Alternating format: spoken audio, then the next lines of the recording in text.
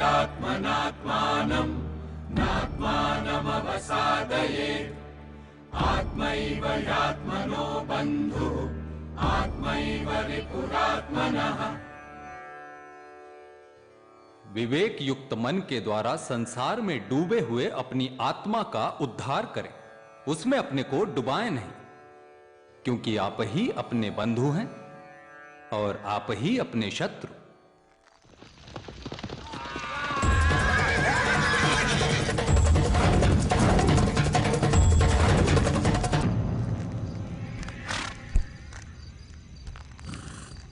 तुम सैनिक हो या स्वामी हो, जो भी हो, मैं रत्नाकर हूं। चुनौती देकर वार करता हूं, धोखे से नहीं। यदि मेरी भुजाओं का बल देखना चाहते हो तो सामना करो, और जो जान बचाकर जाना चाहते हो तो जो कुछ भी तुम्हारे पास है मेरे साथियों के हवाले कर दो, मैं तुम्हें जाने दूंगा जिंदा। कौन है तुम्हारा स्वामी?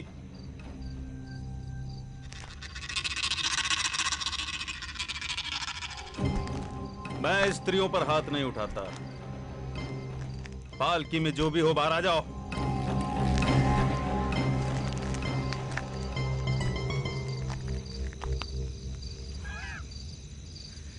क्यों कहारों पर अत्याचार करते हो श्रेष्ठी? तनिक पदयात्रा कर लिया करो, स्वास्थ्य अच्छा रहेगा। रत्नाकर,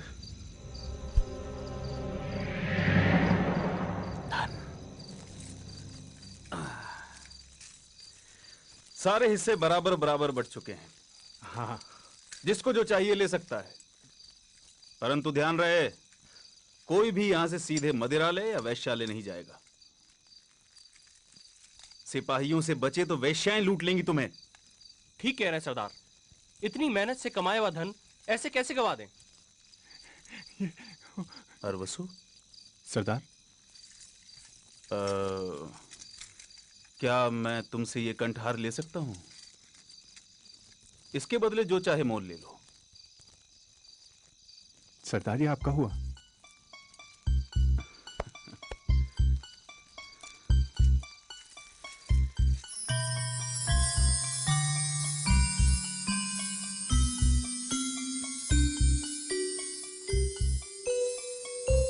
रत्नावली, रत्नावली! बच्चे सो रहे हैं क्या? आप देखो मैं तुम्हारे लिए क्या लाया हूं।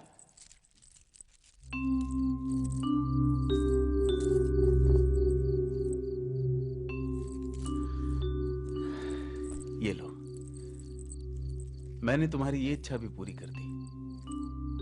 अब तुम मुझे ताने ना दे सकोगी। कंठहार तो लाते नहीं मेरे लिए। एक डाकू की पत्नी कंठहार पहन के किसे दिखाएगी? अरे, तुम्हें अपने गहने किसी और को दिखाने की क्या आवश्यकता है? गहने वस्त्र नहीं है कि उन्हें पहनकर लज्जा छुपाई जा सके, सर्दी गर्मी से बचा जा सके। ये तो होते ही हैं दिखाने के लिए। तो मैं क्या करूं? क्या हम किसी ऐसी जगह नहीं जा सकते जहां हमें कोई जानता ना हो? कहां? हाँ? एक विद्रोही जिसने अपने राजा और राज्य से विद्रोह किया है, एक डाकू जिसके आतंक से सारा इलाका थर-थर कांपता हो, ऐसे आदमी को सर छुपाने के लिए कहां जगह मिलेगी? रत्नावली, यह समाज निर्मम है। यह अपराधी को याद रखता है और अपराध को भूल जाता है, इसलिए अपराध है जो रुकता नहीं। मैं सैनिक था, डाकू नहीं था मैं। पर इस सैनिक को डाकू बनाया किसने? नहीं रत्नावली, मेरे हृदय में इस समाज के लिए कोई दया नहीं है, क्योंकि इस समाज के हृदय में किसी और के लिए कोई क्षमा नहीं है। और अगर अब भी ये कंठहार तुम्हें गले की फांस लगता है तो चूल्हे में झोंक दो इसे।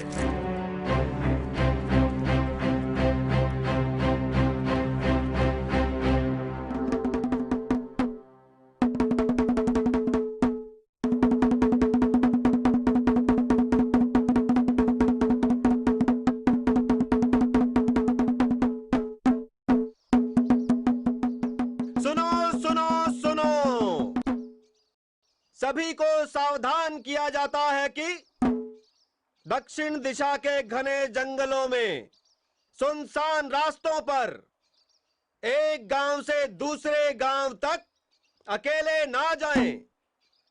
मुसाफिर झुंड के साथ या कारवां के साथ या राज्य के सैनिकों के साथ जाएं। मार्ग डाकू रत्नाकर के भय से मुक्त नहीं है। सुनो सुनो सुनो।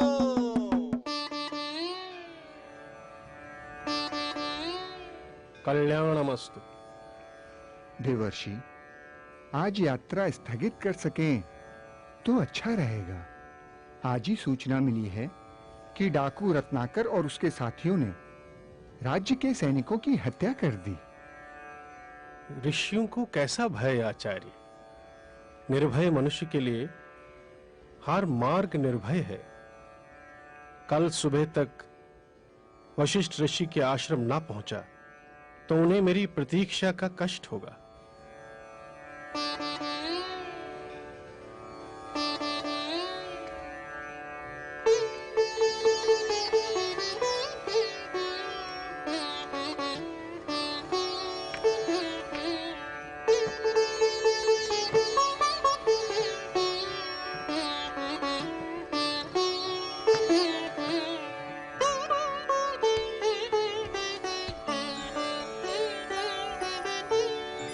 नाविरतो दुश्चरितात् ना शान्तो ना समाहितः ना शान्तमानसो वापि प्रज्ञानेनैनमाप्नुयात्।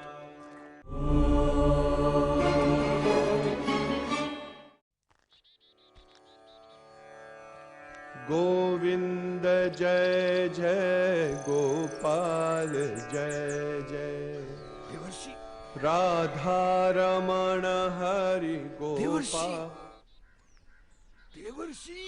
इस घने जंगल में मुझे कौन पुकार रहा है? ये मेरा भ्रम है कि देवर्षि, यहाँ ऊपर। इस समय आप अकेले कहाँ जा रहे हैं? हाँ, मैं अकेला कहाँ हूँ? कौन है आपके साथ? वो जो है मेरे साथ, वो मेरे आगे भी है, वो मेरे पीछे भी है, वो मेरे ऊपर भी है, वो मेरे नीचे भी है, वो मेरे और तुम्हारे साथ साथ है। देवर्षि, ये समय ऊंची ऊंची बातें करने का नहीं है। हाँ। हमें भय लग रहा है। इस समय तुम दोनों नीचे आ जाओ और ये बताओ कि तुम लोग पेड़ पर क्या कर रहे थे? हम लोगों ने लोगों के चीखने चिल्लाने की आवाजें सुनी तो डर के मारे पेड़ पर चढ़ गए। सोचा डाकू रत्नाकर है। हाँ। देवर्षि, क्या हम आपके साथ चल सकते हैं? अगर एक ही दिशा में जाना हो और ऋषियों पर भरोसा कर सकते हो तो चलो। देवर्षि, आपको भय नहीं लग रहा? नहीं। आपको भय क्यों नहीं लग रहा देवर्षि? क्योंकि मैं मानता ही नहीं कि मेरे अलावा यहाँ कोई और है। भय हमेशा दूसरे के होने से होता है। हाँ।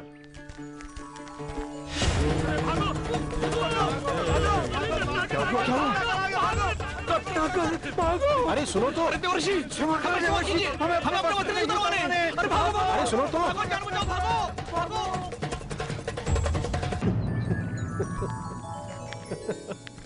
अब देवर्षि नारद अकेले ही उस मार्ग पर चल दिए जहां रत्नाकर उनकी प्रतीक्षा कर रहा था। रात हो चुकी थी। नारायण नारायण नारायण हरि हरि। नारायण नारायण नारायण हरि हरि। ये 1, ये 2, ये 3, ये 4 और ये 5। सरदार, हुक्म तो आज यही रहने देते हैं। आज इतने में ही संतोष कर लेते हैं सरदार। और वसु, आज तू क्यों ब्राह्मणों की भाषा बोलने लगा? पास के गांव में उत्सव जो हो रहा है, सुना है दूर दूर से नट और वैश्या आई हुई हैं। हाँ, जो जाना चाहता है जाए, परंतु सावधान रहना। आसपास के गांव में राजा के सिपाही घूम रहे हैं। आप नहीं चलेंगे सरदार? नहीं, न जाने क्यों ऐसा लग रहा है कि आज मुझे कोई अमूल्य धन मिलने वाला है। अहम निर्विकल्पो निराकार रूपो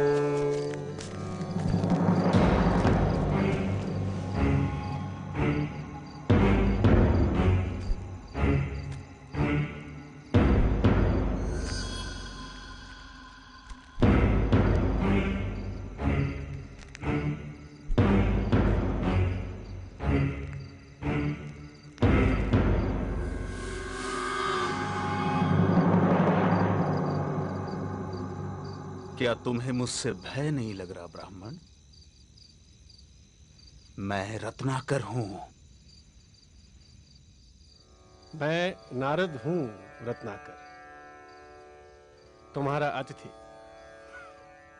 और मैं निर्भय हूं। क्या तुम निर्भय हो? क्या मतलब है तुम्हारा? न मुझे प्राणों का भय है, न असफलता का, न कल का, न कलंक का। और कोई भय है जो तुम जानते हो? अब तुम बताओ, क्या तुम निर्भय हो? हां, मैं निर्भय हूं। मुझे न प्राणों का भय है, न असफलता का, न कल का, न कलंक का। तो फिर यहां वन में छिपकर क्यों रहते हो? क्या राजा से डरते हो? नहीं। प्रजा से डरते हो? नहीं। पाप से डरते हो? नहीं। तो फिर यहां छिपकर क्यों रहते हो?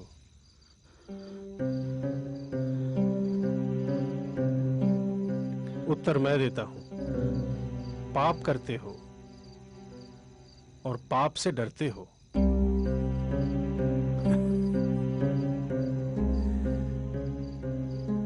मैंने तुम्हारे बारे में बहुत सुना है।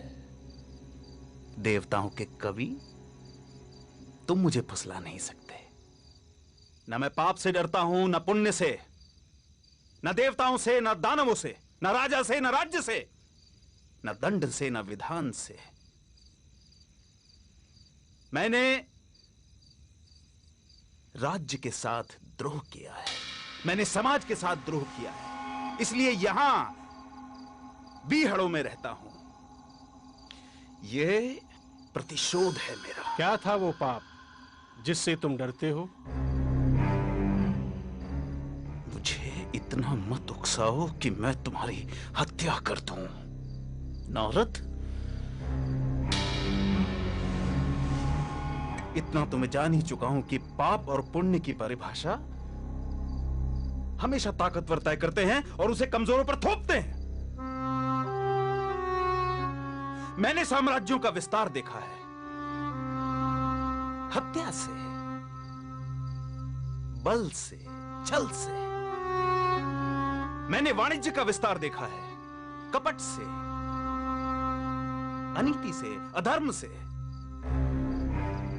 वो पाप नहीं था। मैं सैनिक था, दुष्ट और निर्दयी सौदागरों की भी रक्षा की। वो पाप नहीं था।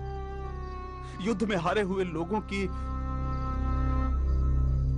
स्त्रियों के साथ पशुता का व्यवहार करने वाले सैनिकों की हत्या क्या की? मैं पापी हो गया। राजा, सेना और सेनापति का अपराधी हो गया मैं। क्या वो पाप था? दूसरों का पाप अपने पाप को सही नहीं ठहरा सकता रत्नाकर। मैं पापी नहीं हूं। कौन निर्णय करेगा? वो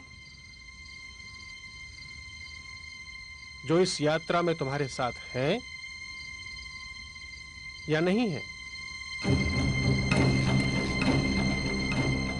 क्या तुम्हारी पत्नी, तुम्हारा पुत्र इस पाप में तुम्हारे साथ हैं? हाँ, वो क्यों नहीं साथ होंगे?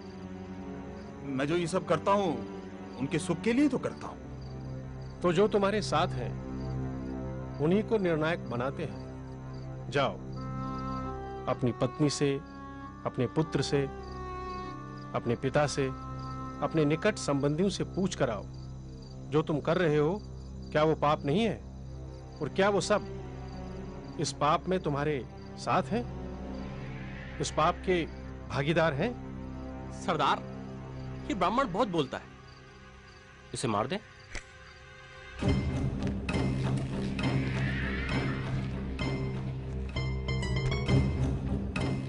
नहीं, इसे तो मैं अपने हाथों से मारूंगा, परंतु पहले इसके प्रश्नों के उत्तर तो दे दूं।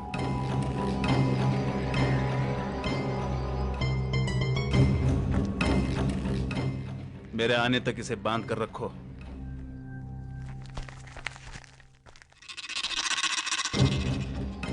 कड़ी नजर रखना इस पर।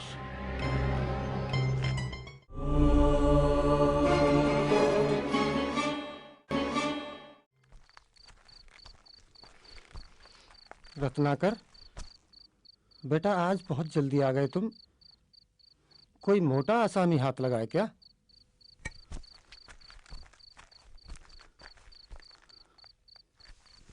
क्या बात है स्वामी, आज आप प्रसन्न दिखाई नहीं दे रहे? मैं जो कर रहा हूं, क्या वो पाप है? ये तू कैसी बहकी बहकी बातें कर रहा है आज? तूने ज्यादा पी ली है क्या? क्या तुम मेरे पाप में भागीदार हो? ये तू क्या पूछ रहा है? क्या तुम मेरे पाप में भागीदार हो? नहीं स्वामी, मैंने आपके सुख में दुख में साथ देने की कसम खाई है, आपके पाप में भागीदार होने की नहीं।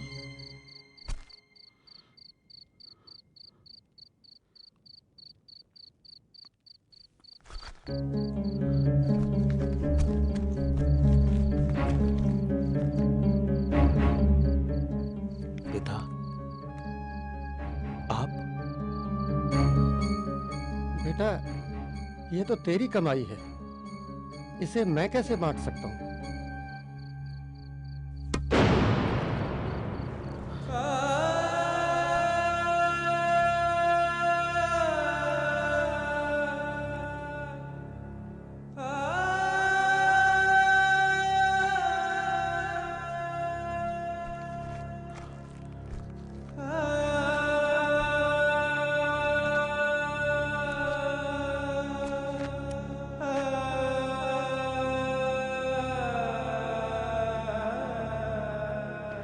आपका पथ शुभ हो स्वामी।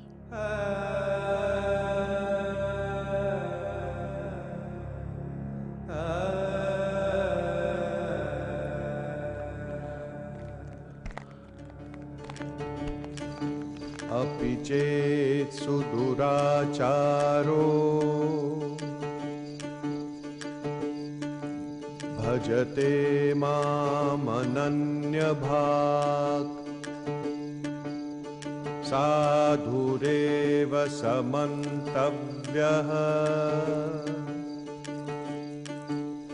सम्यक् व्यवसितो हि सः।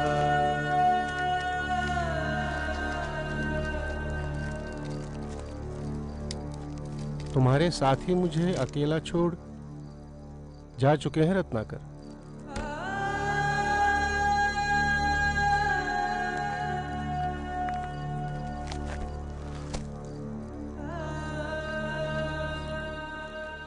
क्षमा देवर्षि, क्षमा। अब तो मैं भी अकेला ही हूं। नहीं रत्नाकर, तुम ही अपने मित्र और तुम ही अपने शत्रु हो।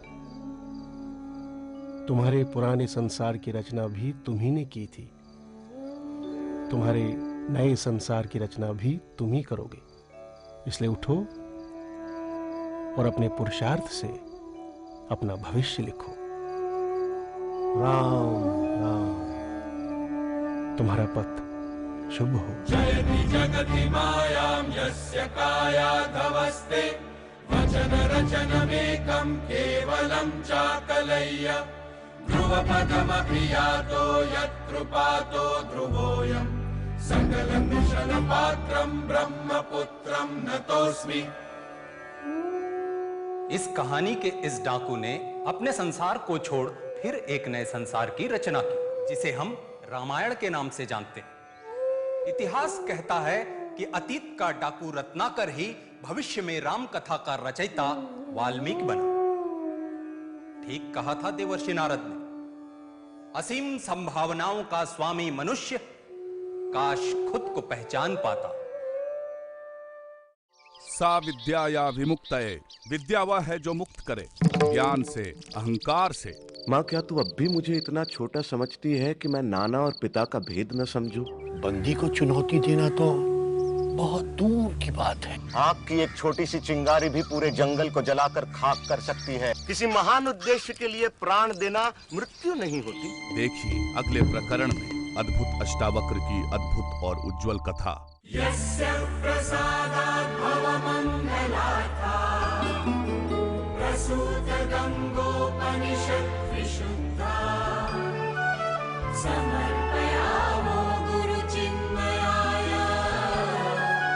भूयात् प्रसन्नः स शिवस्वरूपः भूयात् प्रसन्नः स शिवस्वरूपः भूयात् प्रसन्नः स शिवस्वरूपः हिरण्मयेन पात्रेण सत्यस्य। हजारों सालों से चली आ रही आपकी और मेरी कहानी, रंगमंच वही, सवाल वही, किरदार वही। उपनिषद गंगा, हर रविवार सुबह 10 बजे डीडी नेशनल पर। उपनिषद गंगा के प्रायोजक हैं Maruti Suzuki, way of life और आदित्य बिरला ग्रुप।